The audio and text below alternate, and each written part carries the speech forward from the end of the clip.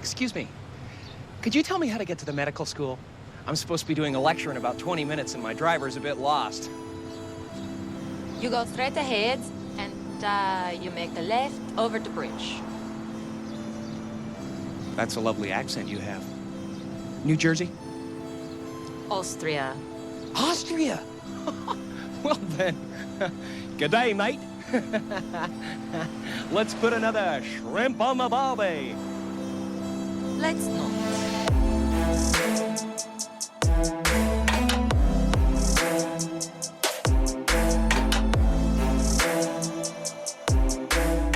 All right, welcome back to another week of Muskies on Tap. I'm your host, Gus Max, and we're bringing to you a short one this week. We had a lot of family and guests up and a lot of stuff going on this week. Weren't able to get a full podcast in, and our co-host Brian isn't able to come on tonight as well, and we don't have any other guests, so it's just Max and I, and we're just kind of gonna riff about what's been going on and give a little report and just kind of keep it brief for you guys this week. This might come out a day late. I'm not sure yet if I'm able to get it edited in time, but we shall see. But before I get going a little further, I'll introduce the other Muskies on Tap member tonight, Max Manti. How you doing tonight? Yeah, I'm doing great tonight. A little bit tired after the long weekend. Hope everyone had an awesome 4th of July. I know we had a lot of fun. We were able to get out on the water a little bit, which was great. A little bit tired after the long weekend, but no complaints here. I know you were out on the water for 15 hours today, so I'm sure you have no sympathy for me. But yeah, excited to kind of get into a little bit of what we've been doing lately and give you guys a little bit of a report on what we've been seeing. Not a typical long podcast like usual, so we apologize about that, but we'll make up for it in the coming weeks. Yeah, for sure. Before we get started on the fishing stuff, definitely want to go back and thank Clayton again for coming on the podcast. That was an awesome interview. We really enjoyed having that, and I hope everybody enjoyed listening to that last week. And on top of that, we also got a pretty cool thing sent in from a listener. His name is Micah with Springy Tackle. He makes bucktails, and he actually sent in 2 bucktails. They're pretty cool. I think I'm trying to remember off the top of my head. What is it, Max? Like a 7-8 combo and then like a double 7 maybe? Yep, that's right. Yep. So definitely excited to put those to use, and we're definitely going to bring them out once, you get that hot bucktail bite going. I know for sure that's going to be in August. We're going to be using those like crazy and really excited to do that. So just wanted to thank our listener Micah for sending that in. That's really cool. And we will definitely be letting you know how they are and putting them to use this summer. Did you say his business name? Yes.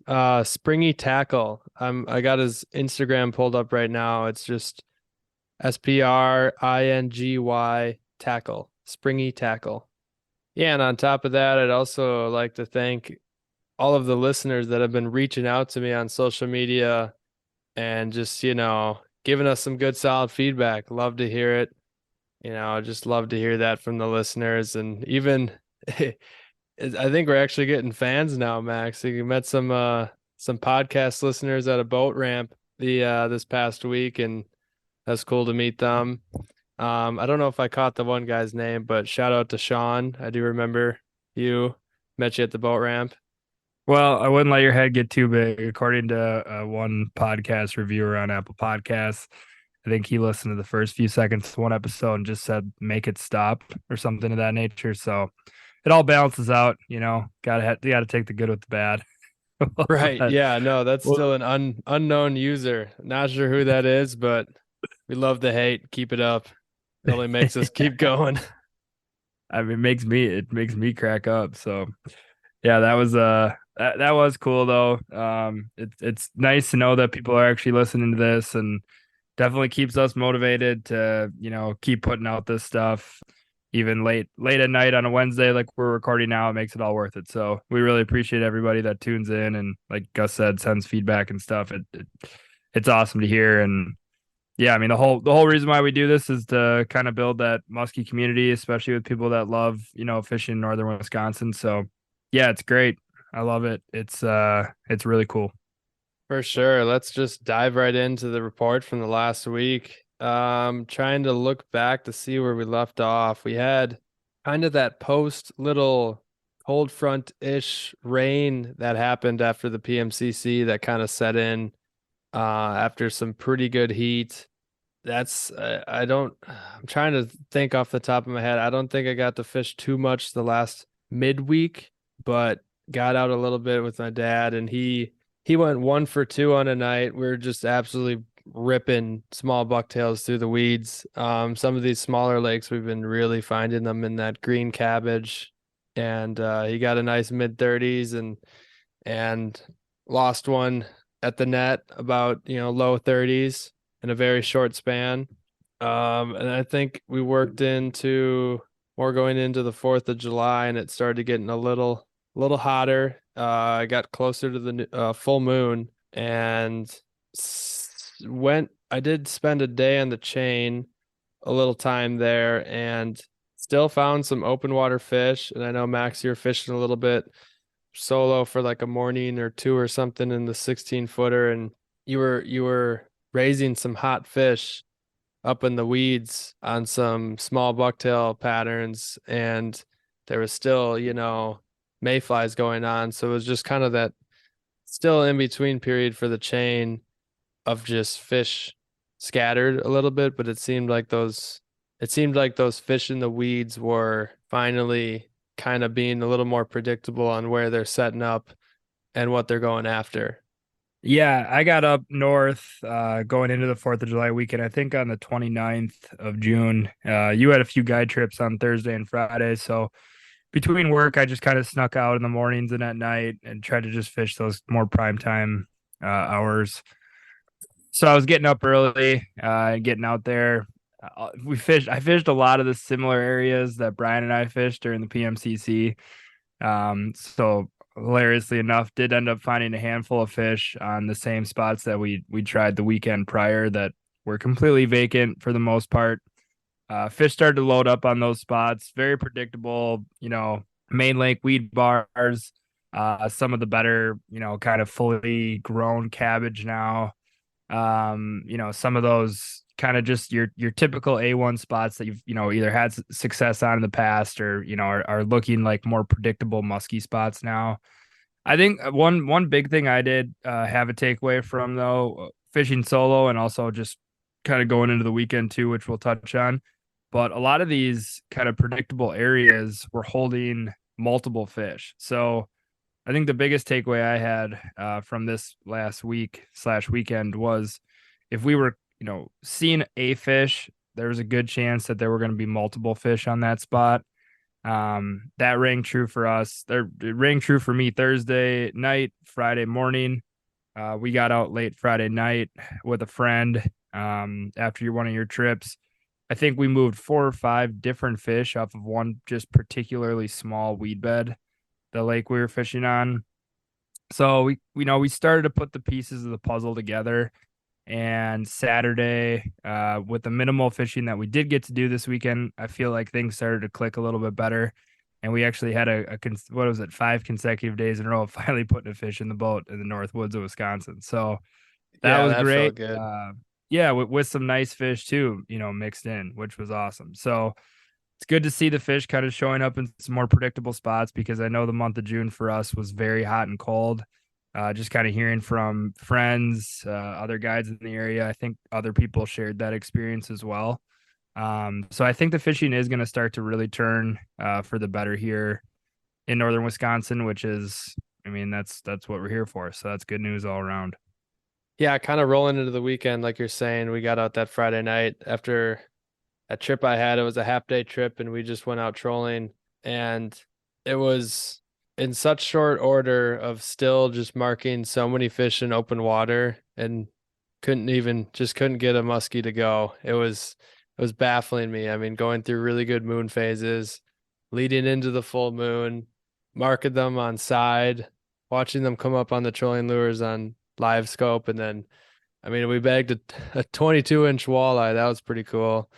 Sometimes you get that when you're trolling out there, and that was just straight up in just the middle of the lake. It was bizarre, But I just, I was getting a little frustrated. And I know we went into that night kind of trying to get a friend a first muskie and did a little trolling, then did a little casting. And all of a sudden on this particular lake, we just kind of noticed a absolute swing where the open water fish or the areas where we have found them in open water in this lake almost shut down a little bit. And then we went to that weed bed you're talking about that didn't really have great weeds on it last year, but it does this year.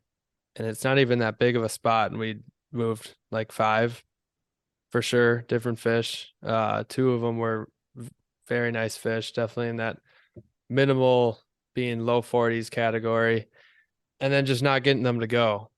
And I know we went into Saturday as just taking that a full day off of just hanging out and having fun, playing golf, all that good stuff.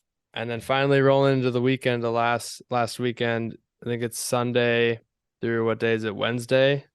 And that bite just got hot. And even through that time, I think today, obviously, like Max said, 15 hours in the water, but of all those other days, I don't think any of the outings were longer than 3-4 hours at most. I mean, most of them were just quick little 2-hour trips to get out in between doing other, 4th of July activities.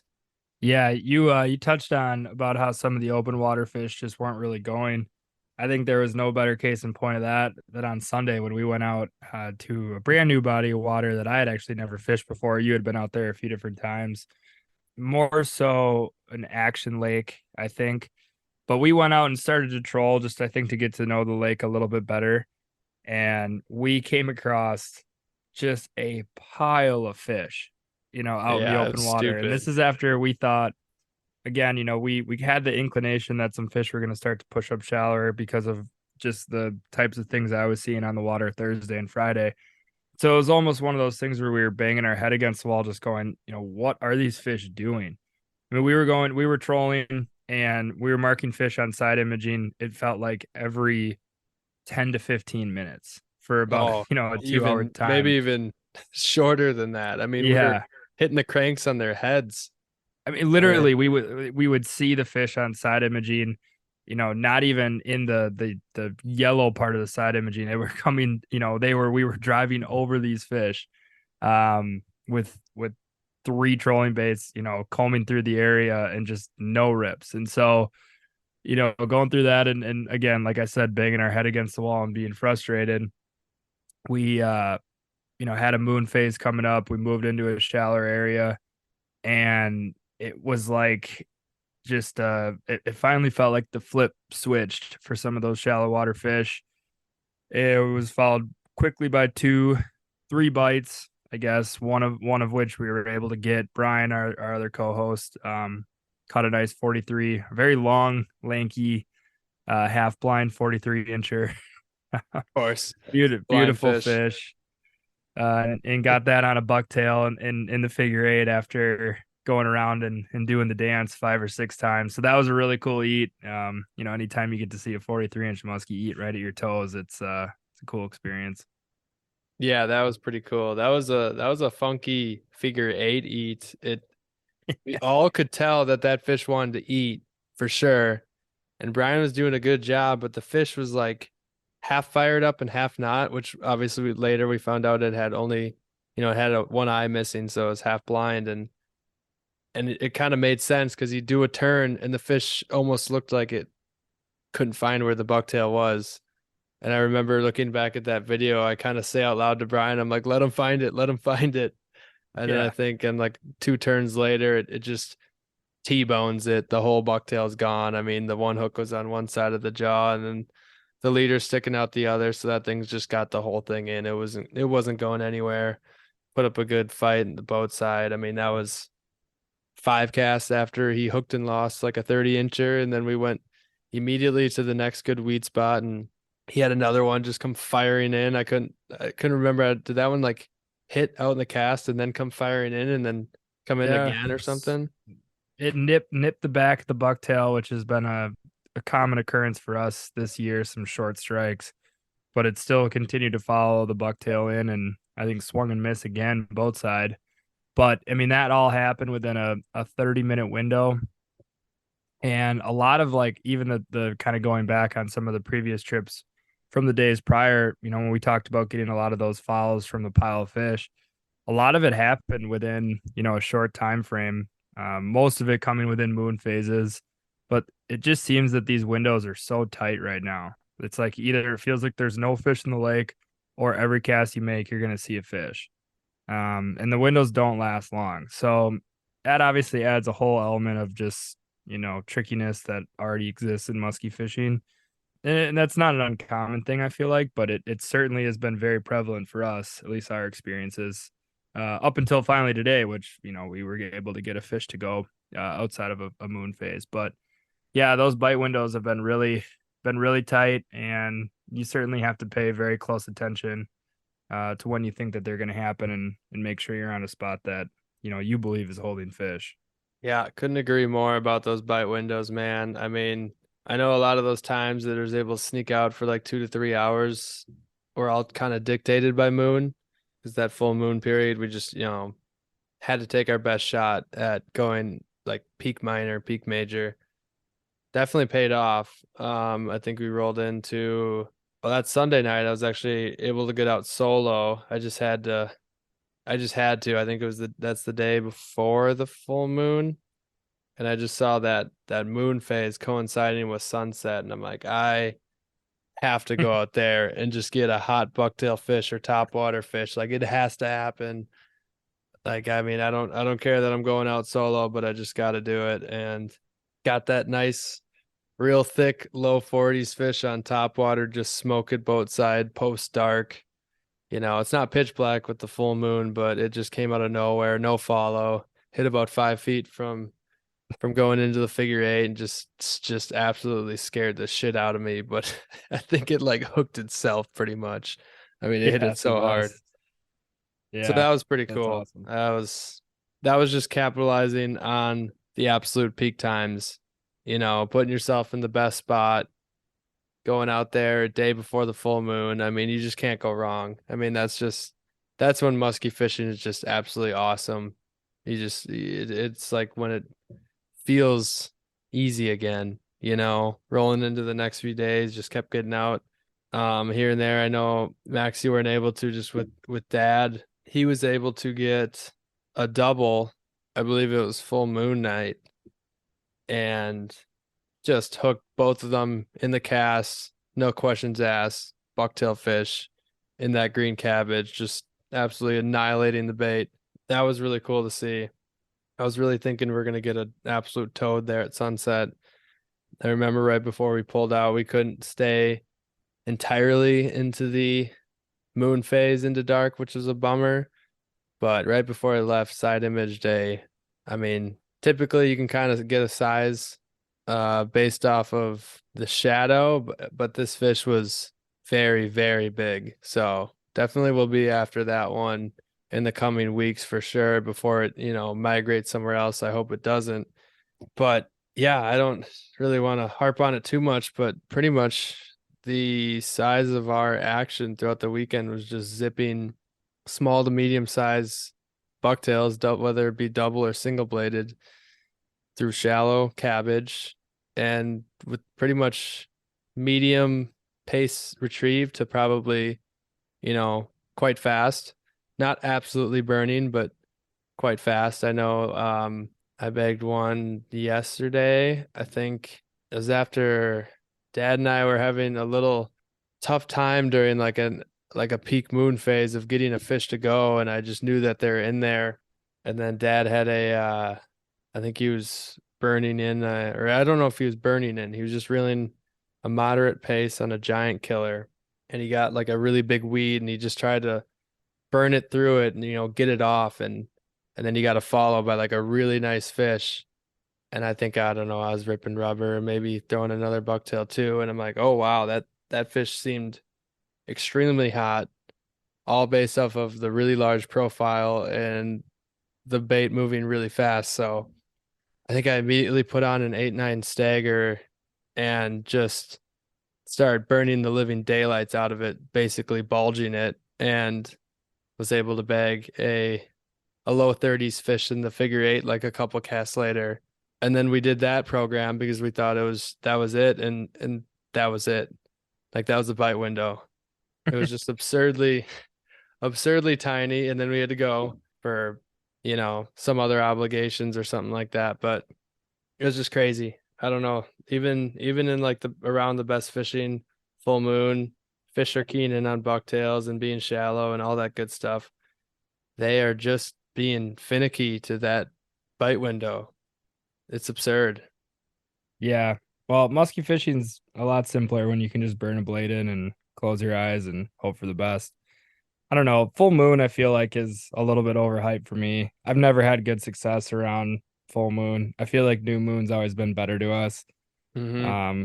But yeah, we were lucky enough to get some fish this week. And mine this morning, we got up really early. I had to head back to the city, so we got out to the lake pretty early this morning and got a fish on not a bucktail. I was throwing a pink tube, my precious pink tube. It's definitely a bait you don't want to leave on your bedside dresser. But it's it's a little suspect. But yeah, fish seemed to like it. It's the first fish I've gotten on the pink tube, so I was pretty happy about that. And I was just popping that over some nice weeds and stuck a really fat upper 30s fish, which was a lot of fun. So that was good to see. That fish actually came out of a moon phase right before I had to go. So it was a little bit of a nice sayonara on my time up in the North Woods for those few days. Left with a good taste in my mouth and made the drive back to Minneapolis a little bit easier. Yeah, I was really, really stoked for you on that fish this morning. That was a sick eat, put up a hell of a fight, and just gotta love when they absolutely crush tubes. I mean, they hit so hard. Yeah, they really do. And I'm as Brian and Gus and probably anyone that's been in the boat with me when I hook a fish, I'm as guilty as anyone. As every time I hook one, I think it's the biggest fish in the lake. But the way that fish ate that tube today, I mean, it just freaking smashed it. And then it actually dove down into the pretty heavy cabbage that we were fishing into and got all messed up in some, 6, 7 foot tall weeds. And so before I even saw the fish, it was feeling pretty large. Obviously it wasn't a giant or anything, but it was still, yeah, a fun fight. Good to see one hit the net before I headed out of town. So very excited to get back up there again. I know what I got to look forward to here in the next 10 days is living vicariously through you. I know you have a lot of guide trips planned here for the next week and a half, but then you were gracious enough to set a few days aside for a weekend, July 15th weekend, for a little musky bender with myself, you, and another buddy of ours, Parker, who we've mentioned on the podcast, I think a few times.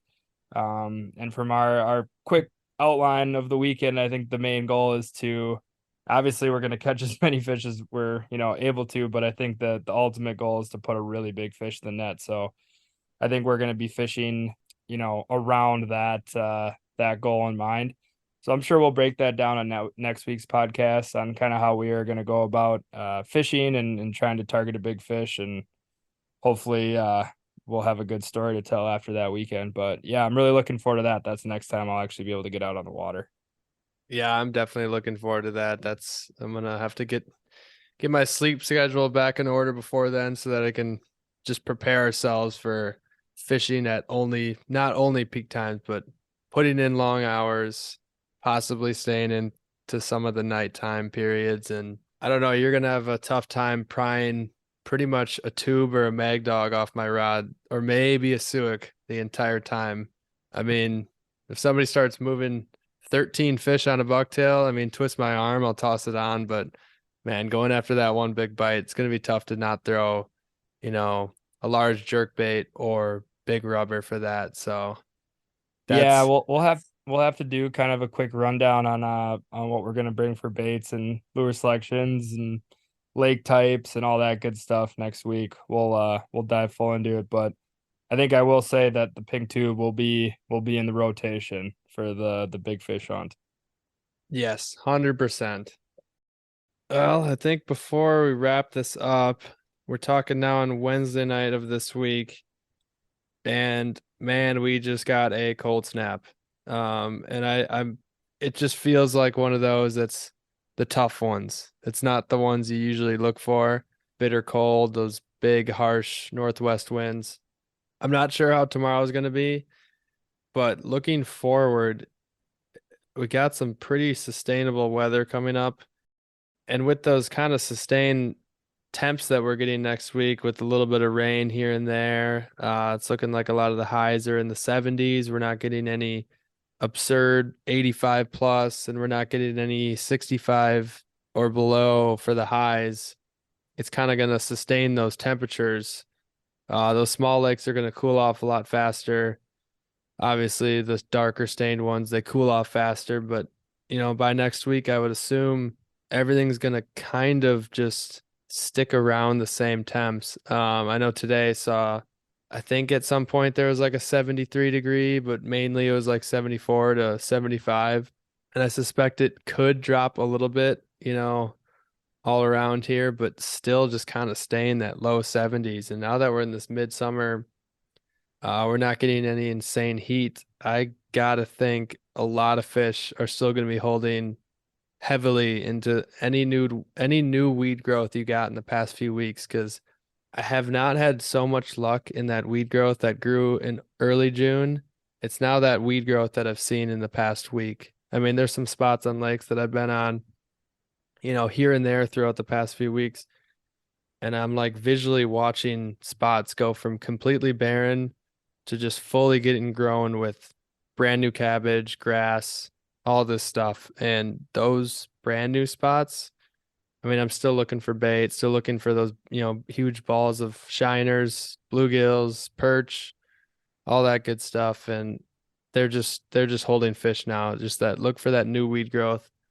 I mean, some of those smaller lakes are kind of pretty much at the peak.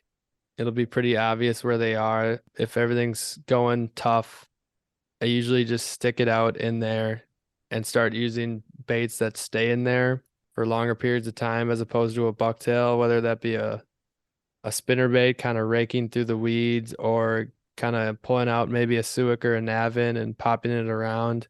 You definitely can do rubber as well in there, but sometimes that gets tough. You get weeds every cast. At least with like a suic or a navin, you can kind of pop it in the weeds and let it rise up out of it and then pop it back down. So those are definitely going to be my go-tos coming up, is a whole array of still medium to small bucktails. Kind of just switching it up between single blades, double blades, and then double staggers.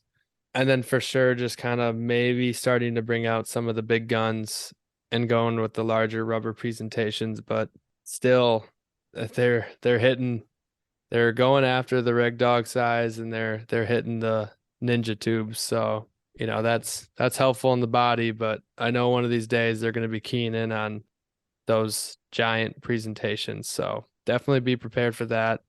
If you're not moving fish, bring out some of those big baits, and it might at least get you some follows. So I know when things got a little bit slow for us this morning after what a pretty fast and furious start, and then things seemed to shut down. I broke out that Husky Medusa for the first time this year. My freaking shoulders are still screaming. I forgot how heavy those goddamn baits are. So it's absurd. I don't mind if the fish don't keen on some of that big rubber for a few more weeks. My body could use a break. But yeah, that's all good advice. I think those are some solid bait selections here moving forward. Yeah, we didn't really want to skip this week. We've been going strong since the start. So we just want to get a quick report out to you guys and give the listeners something just to listen to this week. But stay tuned for the next coming weeks. We got a lot happening, some good guests to look forward to, and I just really hope that you guys keep enjoying this and keep listening and share it with friends and all that good stuff. And as always, it's really awesome to hear from you guys, and send in any messages you can. So love to hear from you guys. Yep, agreed, Gus. It's always great to hear any feedback. And if anyone wants to roast Brian for now missing 2 muskies on taps, please feel free. We do it quite often on the boat, so join the party. Don't be afraid. Get into his DMs. Yep, find Brian. You can probably find him tagged on some of my posts on Instagram or maybe Facebook. So with that being said, if you want to give me a follow on Facebook and Instagram, that would be much appreciated. Those are both Suggs Fishing. That's the handle on Instagram and Facebook's Suggs Fishing Guide Service. And if you want to get in touch for a guide trip, be sure to reach my cell phone number or website. Cell phone is 920-264-3816. Website is www.suggsfishing.com. And yeah, that was a good one, Max. Short and sweet. I think it's going to come out, relatively short compared to what our typical podcasts are. So hopefully everyone finds this useful this week, and really, really appreciate all the listeners. Thank you for joining in this week, and we will catch you on the next one. I know we didn't talk about it at the beginning, but on our way out, I might as well say it. What's on tap tonight is another Bushlight Peach. They're too tasty. You're addicted to those things. Hey, they ain't bad. Yeah, well, hopefully you guys found this insightful somewhat, but we'll bring the heat next week. Thanks again for tuning in though, and Gus, good luck on your trips here coming up. We'll be in touch. For sure, man. Thank you.